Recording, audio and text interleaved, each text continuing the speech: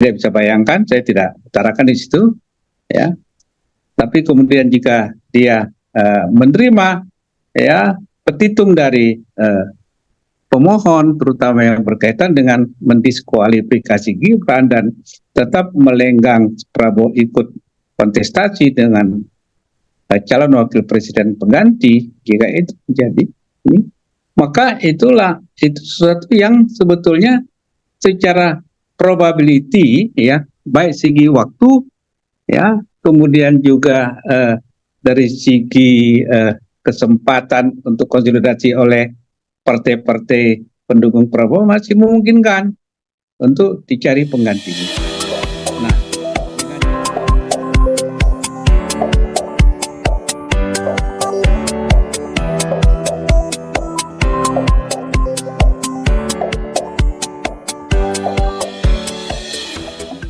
pemirsa, berjumpa lagi dalam Bincang Spesial Jurnal Politik TV. Kali ini kita akan ngobrol-ngobrol politik Indonesia bersama pengamat, pakar kebijakan publik yang juga akademisi dari Universitas Nasional, Dr. Ghazali Husni Situmorang. Assalamualaikum, Bang Ghazali Husni Situmorang. Belum terlambat ini untuk menyampaikan minal aidin wal faizin. maaf lahir batin, minal aidin wal faizin. Sama-sama. Bang Ghazali, ya, di hari raya Idul Fitri, Abang masih tetap produktif menulis, terutama mengamati perkembangan Mahkamah Konstitusi, ya, perkembangan pengajuan gugatan yang dilakukan oleh pasangan Capres-Cawapres 01 maupun 03 di Mahkamah Konstitusi. Ada hal yang menarik dari 6 tuntutan yang dalam tulisan Abang dirangkum itu, dan ini menjadi perbincangan publik. Sebenarnya Abang, yang ingin Abang sampaikan apa? Karena yang ditangkap publik ini jangan-jangan yang ditulis Pak Ghazali Situmorang ini bisa terwujud ini. Pemilu ulang tanpa Gibran. Kira-kira gimana sebenarnya tulisan Abang itu? Baik. Assalamualaikum warahmatullahi wabarakatuh. Waalaikumsalam warahmatullahi wabarakatuh. Saya memang membuat 2 rangkaian tulisan yang berkaitan. Pertama di awal Syawal, ya, 10 April yang lalu, ya, kemudian yang ini tanggal 13 kemarin 14, ya. Pertama saya mencoba menganalisis dari fakta-fakta persidangan yang berlangsung antara pihak pemohon, termohon, pihak terkait, sikap dan respon hakim. Ya, saya mencoba menganalisis sepanjang yang pengetahuan yang saya miliki, ya, pengalaman yang saya miliki juga setelah mengikuti, ya, 2-3 kali persidangan MK walaupun melalui media elektronik, ya. Memang sidang MK kali ini lebih berwarna, ya, lebih berwarna, lebih penuh warna, ya. Proses pembelajarannya juga cukup dalam, ya. Dinamika yang dibangun oleh Majelis MK juga cukup luar biasa, memberi ruang yang sama, ya, mengingatkan pihak-pihak yang berperkara untuk tertib dan sebagainya. Nah, dari situ saya mulai mencoba, ya, menganalisis, ya, apakah mungkin MK ini mau mengembalikan citranya sebagai benar-benar Mahkamah Konstitusi. Bukan mahkamah kalkulator berkutat yang angka. Ya, bukan mahkamah kalkulator atau mahkamah keluarga atau mahkamah dinasti. Sebab itulah yang stempel yang tercatat dengan kasus, ya, Ketua MK yang begitu terbuka, terang benderang, tanpa rasa malu, ya, menghasilkan suatu produk MK yang dia sadari bahwasanya keputusan MK itu ya final dan mengikat. Nah, kekuatan final mengikat inilah menjadi kartu truf dia untuk mengunci semua keputusan pengadilan, ya, karena apa ya, final dan binding, ya, final and binding. Jadi, nah, tetapi itu semua kan dianulir oleh MK, ya, apa namanya, MK bersidang, ya, Prof. Jibli kemudian membuat keputusan yang menyatakan melanggar etik, ya, ketua MK dan menggrounded sebagai ketua dan tidak boleh menyidangkan perkara pemilu. Sehingga yang tampil sekarang 8 hakim. 8 hakim ini kalau kita lihat secara secara sederhana di permukaan, ya, kalau di dalam hatinya kita tidak tahu, ya. Kalau dari berbagai penggalian pertanyaan, sikap-sikap body language dan narasi-narasi yang digunakan, sepertinya mencoba menampilkan suatu gambaran yang berimbang antara pihak berperkara, ya, seluas-luasnya memberikan peluang, ya, untuk menampilkan fakta, data, saksi dan ahli. Jadi fakta, data, saksi dan ahli. Nah, ini kan masing-masing menampilkan. Dan kita bisa menilai bobot dari masing-masing ahli itu apakah dia memang seorang ahli atau memang dia itu sebetulnya bukan seorang ahli tapi adalah pendukung paslon. Itu juga bisa terlihat, ya, dari argumentasi dan alasan-alasan yang disampaikan. Nah, dari situlah kemudian saya melihat ada potensi mahkamah yang sudah dicap mahkamah kalkulator karena dia menghitung selisih saja, ya, karena mengacu undang-undang nomor berapa itu 17 ya, nomor 7 tahun 2017 itu, ya, itu menghitung apa namanya, mengadil perkara perselisihan. Nah, penafsiran selisih inilah pihak pembela termohon itu mengargumentasikan adalah tentu angka di akhir, ya, sedangkan pihak pemohon itu, ya, tidak melihat angka karena kalau angka itu, ya, kalau dalam teori saya sering katakan kalau angka yang masuk sampah maka yang keluar sampah, itu yang disampaikan tim IT dari paslon 1 sehingga tidak bisa dia memastikan yang benar angka sirekap itu karena ya C1 nya itu ya sebagai metadata itu tidak diungkapkan.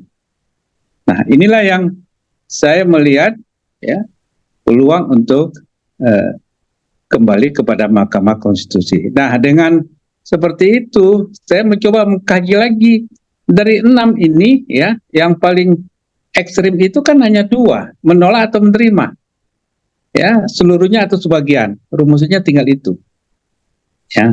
Yang paling menimbulkan gejolak potensi itu kan adalah kalau menolak juga, ini juga implikasinya, ya, saya tidak bisa bayangkan, saya tidak utarakan di situ, ya. Tapi kemudian jika dia menerima, ya, petitum dari pemohon, terutama yang berkaitan dengan mendiskualifikasi Gibran dan tetap melenggang Prabowo ikut kontestasi dengan calon wakil presiden pengganti, jika itu terjadi, maka itu sesuatu yang sebetulnya secara probability, ya, baik segi waktu, ya, kemudian juga dari segi kesempatan untuk konsolidasi oleh partai-partai pendukung Prabowo masih memungkinkan untuk dicari penggantinya. Nah, dengan jadwal di bulan Juni, ya, peluang itu juga masih cukup untuk dilakukan persiapan karena sifatnya adalah penghitungan suara ulang, ya, penghitungan ulang suara, ya, jadi pemilihan ulang namanya. Ya, pemilu ulang itu yang dilakukan dengan kontestasi tetap 1, 2, 3 tapi ada salah satu yang disubstitusi, ya. Nah, Saya coba menganalisis dari tim paslon nomor 2 ini, ya, partai-partai pendukung Prabowo itu kan umumnya partai gede-gede itu, ya. Tuh, Gerindra, Golkar, PAN, Demokrat, ya. Sebetulnya Prabowo tidak kesulitan figur kalau mau menerima keputusan itu dan mengganti Gibran, ya. Yang jelas yang sudah pernah digadang-gadang dicalonkan untuk mendampingi paslon nomor 1 dulu adalah Ketua Umum Demokrat, ya, AHY. Nah, AHY sekarang kan sudah di kubu Prabowo. Ini juga berpotensi, ya, untuk dijadikan wakil presiden atau tokoh-tokoh muda Golkar. Banyak tokoh muda Golkar itu segudang, ya. Beberapa nama itu, ya, saya juga tahu persis, ya. Sebut aja lah misalnya Ketua Komisi 2 DPR yang juga wakil ketua umum Golkar, Saudara Doli. Saya pikir sebagai generasi muda berpotensi untuk diajak. Banyak tokoh-tokoh muda yang sebenarnya bisa digait sama Prabowo, banyak, ya. Banyak di Golkar. Nama-nama lain juga bisa kita sebutkan lah banyak, ya. Jadi itu, ya. Jadi sebetulnya jika bisa disubstitusi, ya. Dan kemudian kalau Pak Jokowi legowo menerima ini sebetulnya momentum dia untuk memperbaiki kondisi, ya. Sisa waktu 6 bulan ini dia bisa kembali memposisikan dirinya itu sebagai seorang presiden, kepala negara dan kepala pemerintahan, ya. Bagaimana dia kawal agar pemilihan ulang ini berjalan dengan fair. Dia tidak punya beban lagi, ya, karena memang anaknya tidak diperkenankan oleh MK untuk ikut, ya. Tapi dia kompensasinya dia harus bisa menjamin proses pemilu itu berjalan dengan baik, dan itu kontribusi dia. Kalau itu bisa dia berikan dengan baik, maka dia akan husnul khotimah. Dia akan meninggalkan presiden itu dengan baik, dengan kenangan baik. Ya, tentu juga tidak terlepas dari dia harus menyelesaikan implikasi persoalan-persoalan yang timbul akibat porak-poranda politik ini. Ya, dia harus mampu mengendalikannya, menenteramkannya. Ekonomi juga yang sedang menggeliat dengan dolar di atas 16.000 per dolar, beras yang tidak turun-turun, ya, inflasi dan sebagainya. Itu dia punya waktu. Jika Itu dalam masa akhirnya tidak selesai, kalau MK memutuskan, ya, seperti banyak harapan publik juga, karena kan kelihatannya baik pemohon maupun sebagian publik kan problemnya bukan di Pak Prabowo, ya, problemnya justru di Pak Jokowi, karena dinilai yang cawe-cawe, yang berlaku curang itu Pak Jokowi untuk memenangkan itu kalau dipenuhi oleh MK, MK tanpa Gibran. Ya, dan kalau petitumnya paslon 03 kan semuanya, ya, tidak ada opsi untuk hanya Gibran. Prabowo dan Gibran harus exit, didis, ya, itu kan begitu, ya. Tapi saya lihat itu nilai komprominya tidak muncul. Mungkin majelis hakim analisis saya tidak akan sejauh itu, ya. Tapi mungkin kompromi yang dia bangun seperti itulah. Karena macam manapun juga Prabowo kan bukan pihak yang memang secara langsung terlibat dalam intervensi yang dilakukan oleh presiden terhadap anaknya. Artinya karena posisi anaknya, maka Prabowo sebagai calon presiden dia ikut, ya, tetapi dia bukan sebagai inisiator, ininya perencananya, ya kan. Yang perencananya itu kan mulai dari Bapak Presiden dan juga tim menteri yang terkait, Menko Perekonomian dan sebagainya. Nah, itulah maka ada dalam posisi mendapatkan keuntungan saja, Pak Ghazali. Nah, ya, jadi itu kan mungkin juga pada saat itu kan posisi Prabowo dilematis, ya, dilematis, karena kalau dia tidak gandeng ini, ya dia mungkin tidak dapat dukungan, ya bagi dia sulit. Nah itu ya itu mungkin perhitungan dia. Jadi mungkin nilai kompromi ini yang dibangun sehingga redamlah ya konstelasi politik.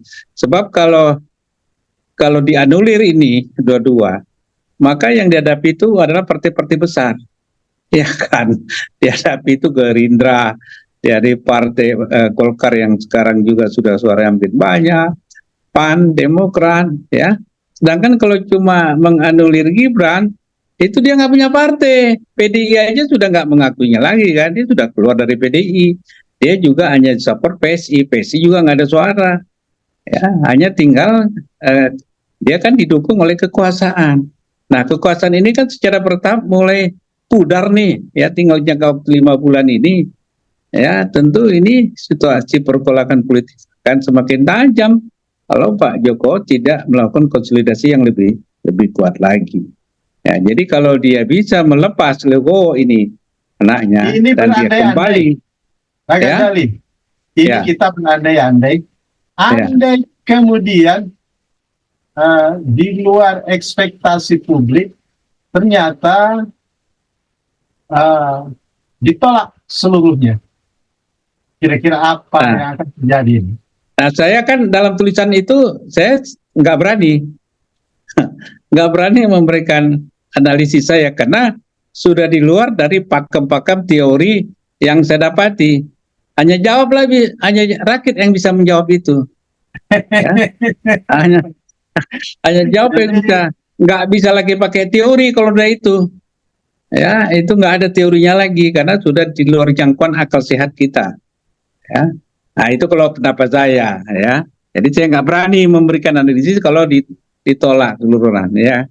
Nah itu. Kalau hitung-hitungan, Pak Ghazali, ini Ya. hitung-hitungan lah prediksi Hmm. dari susunan majelis hakimnya. Ya. Kira-kira putusan MK pemilu ulang tanpa Gibran Ya. ini ada harapan nggak? Kalau dari susunan yang ada, karena kan Jadi publik kalau sudah mulai menghitung-hitung itu. dari susunan ada, ya kalau analisis yang saya sampaikan tadi di artikel saya yang kedua itu, ya itu dari 8 hakim, ya itu 50-50 saja, itu keputusan bisa gol. Karena pada saat keputusan 4-4 itu ada otoritas ketua majelis hakim yang menentukan. Nah, kalau ketua majelis hakim dan 3 lainnya pada kelompok yang memilih alternatif yang saya sampaikan tadi, ya artikel saya tentang Gibran itu yang dipilih, ya maka itu bisa menjadi keputusan. Walaupun dissenting opininya ada mungkin 4 yang lain. Itu paling ekstrim lah analisa saya. Ya, itu analisa saya seperti itu. Ya, tapi biasanya kebalikannya kan, ya. Nah, paling-paling tinggal 3 itu, ya, atau Soehartoyo, Isran dan mungkin siapa Arif, ya, itu 3 yang lain 5 yang lainnya juga sudah apakah istilahnya quote and quote masuk angin misalnya, jadi itu saya nggak bisa menganalisisnya itu jika itu yang terjadi. Itu biarlah urusan Hadi dengan pengamat yang lain mewawancarinya. Kira-kira andai ini Pak Prabowo pun menyaksikan bincang-bincang kita, kira-kira apa yang bisa Pak Ghazali sampaikan sebagai seorang akademisi, sebagai seorang pemerhati kebijakan publik, karena ini kan akan berdampak besar nih. Apapun keputusan dari Mahkamah Konstitusi, ini akan berdampak besar. Andai putusannya pemilu ulang tanpa Gibran, kira-kira apa yang mau disampaikan himbauan kepada Pak Prabowo maupun partai-partai pendukungnya? Saya pikir Pak Prabowo itu kan dia sudah punya modal dasar yang para ahli sudah menghitung betul.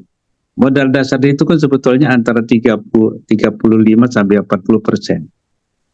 Ya, awal-awalnya itu 35, dia terdongkrak naik kan karena masuknya Gibran dan dengan kucuran bansos yang di pengadilan begitu masif diutarakan ya. Nah, itu menaikkan ke angka 58. Jadi kalau kembali ke angka dasar ini dan kita lihat peta politik kekuatan Golkar yang merata di semua wilayah, ya sebetulnya dia akan pasti bisa lolos di putaran ini yang kedua ini, ya dia bisa lolos, ya dia lolos. Urutannya mungkin seperti sekarang, tapi presentasi yang berbeda. Di tulisan itu saya katakan ya bisa saja dia kalau dia mencapai 51% saja dan kemudian 20% di 20 provinsi, ya dia kan sudah dinyatakan sebagai pemenang. Kalaupun dia tidak dapat, ya tidak dapat, ya dia di atas 50, di bawah 50, ya dia kan masih tetap kontestan yang ikut dalam putaran berikutnya. Ya, kalau itu memang diputuskan harus dengan putaran berikutnya untuk dua kandidat, karena yang kandidat yang ketiga akan gugur, yang terkecil. Taruhlah kandidatnya itu tinggal antara Prabowo, siapapun pendampingnya, dengan Anies dan Muhaimin Iskandar. Ya, nah ini suasana lebih apa lagi, lebih cair. Kalau analisa lebih cair ini, analisa saya lebih cair. Ya, tidak akan terjadi suatu apa namanya pertajaman konflik di lapangan, akan lebih cair, ya. Nah, siapa di antara kedua nanti pemenang? Saya juga nggak bisa meramalkan. Ya, ini ramalannya sangat berat nih, memerlukan kalkulasi lapangan yang lebih akurat. Saya nggak berani sembarangan, saya nggak punya data yang lebih kuat dalam pola pergeseran itu, karena nantinya kalau misalnya tetap ranking kedua itu yang pertama itu Prabowo misalnya 40-45%, Anies misalnya 30%, 35%, dan kemudian di bawah itu PDIP, tinggal PDIP ini mendukung kemana? Apakah antara Anies dengan Prabowo? Nah, ini yang saya lihat sebetulnya penggalangan sekarang ini ya, bagaimana ingin mempertemukan Prabowo dengan Megawati oleh para elit-elitnya. Saya pikir ini analisis jangka panjang juga ini, dengan memperhitungkan prediksi yang saya katakan tadi. Bisa jadi, ya. Nah, kira-kira begitu. Baik, Bang Ghazali, Ya. ini yang terakhir sambil kita silakan. tunggu perkembangan berikutnya. Kira-kira ini, Pak Ghazali,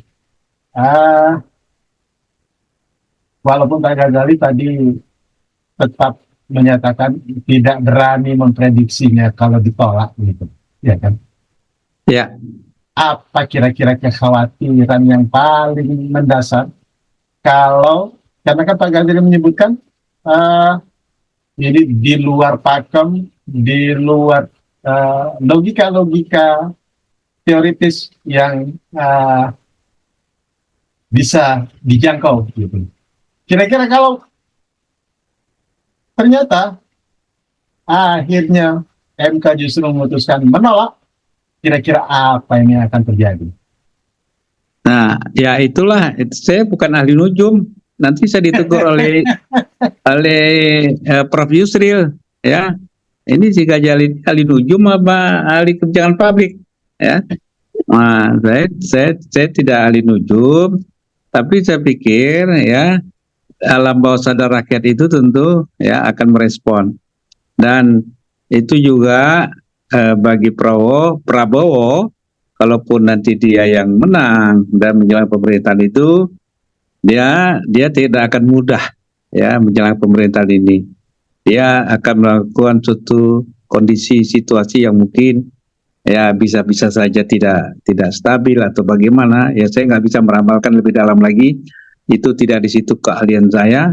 Ya, jadi itu juga tantangan terbesar. Ya, walaupun sudah ada yang mengatakan konsolidasi, Bamsud mengatakan tidak ada, harus konsolidasi, tidak ada oposisi. Ya, nah itu kalau Ketua MPR sudah bicara seperti itu, tidak ada oposisi, itu saya nggak tahu tuh akar politiknya itu dari mana itu, ya. Karena kalau kita juga itu berarti dia mengacu kepada dogma politiknya Golkar. Golkar itu memang tidak pernah terbiasa untuk menjadi partai oposisi. Dia tidak pernah terbiasa untuk di luar pemerintahan. Dia puluhan tahun, 30 tahun lebih dia dalam kekuasaan terus. Nah, itulah yang mungkin ya, terbangun dalam mindsetnya Bamsud itu. Nah, reformasi tidak mengajarkan itu. Ya, demokrasi tidak, kita tidak mengajarkan itu. Ya, kita harus memang check and balances itu harus terbangun. Ya, DPR itu harusnya sebagai check and balances bagi pemerintah. Seharusnya begitu. Ya. Karena berbagai contoh sudah kita hadapi. Contoh di mana tidak ada kritik, tidak ada oposisi 30 tahun Orde Baru, akhirnya kan tumbang juga.